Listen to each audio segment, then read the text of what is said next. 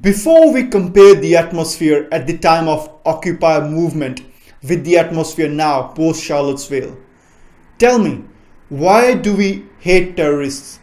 Is it because of their religion or political affiliation, or because of their intolerance to people of other religions and political affiliations? Racism is a problem, but it is not ethnicity bound.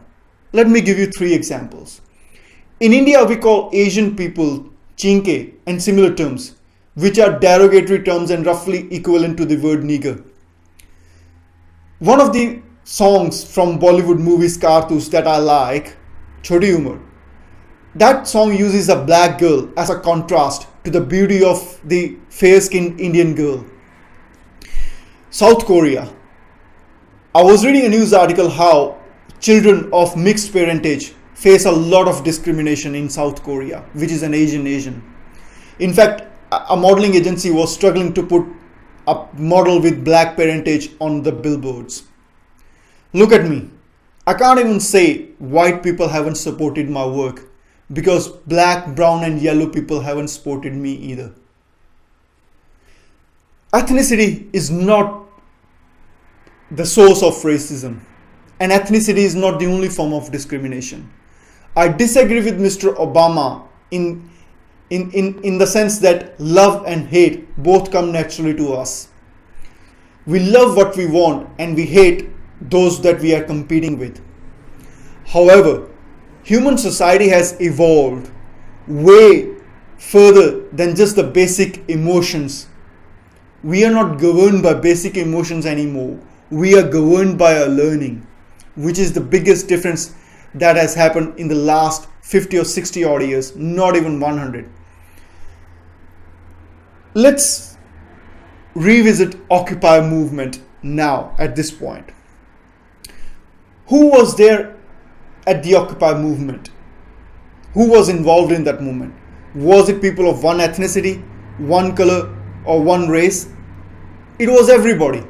And what was the atmosphere?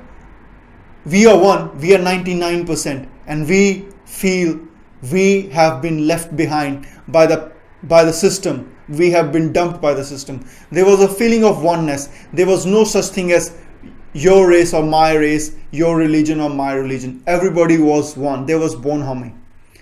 And it was a really powerful movement. But it was a directionless and rudderless movement. It was a movement designed for people to vent out their frustration and then go home back to their lives, raising their families and kids, because people have things to take care of. They couldn't be there for all their lives. That movement had to ultimately fizzle out. But the thing was that people made others to think that something was not right. People felt they were one, they were united. What's happened in Charlottesville? Let me ask both sides. What the heck were you thinking?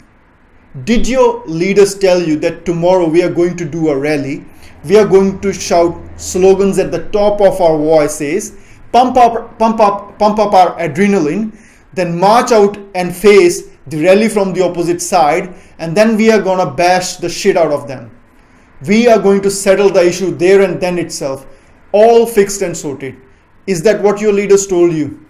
Do you think rallies are an excuse to go out and brawl?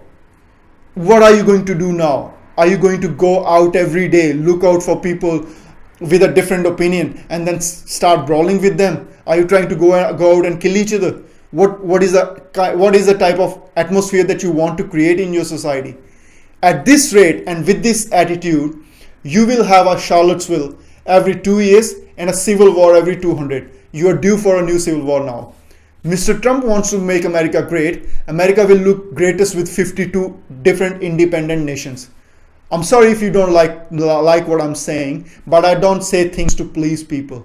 My job is not to make people feel good about how brilliant they looked when they were acting like total douchebags. Sorry, I don't do that thing.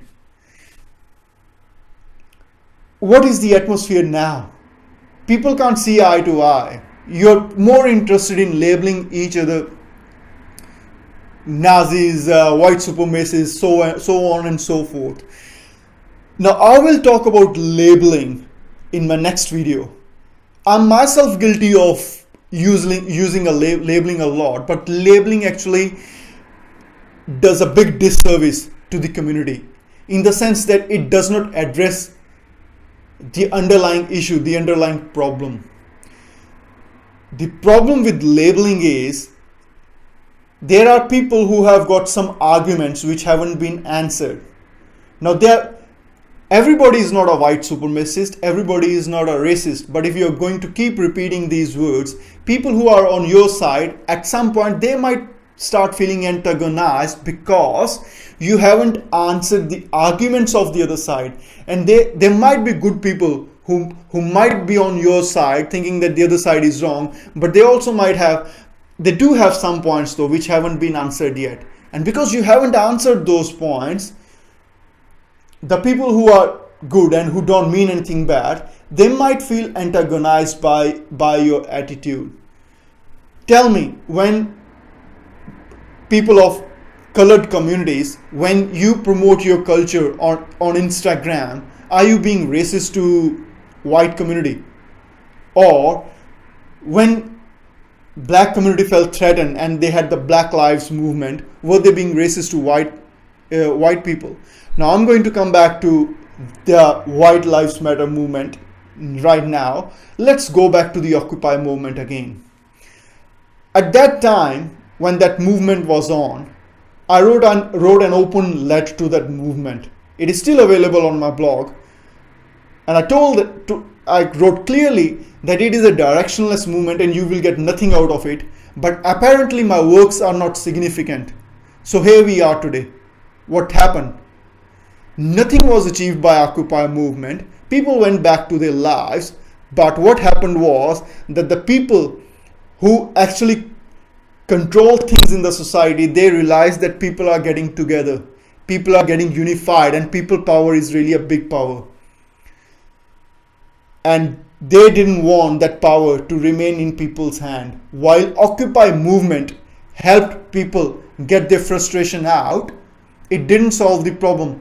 President Obama served another term after that movement, and yet even today the problems that brought you out there have still not been resolved.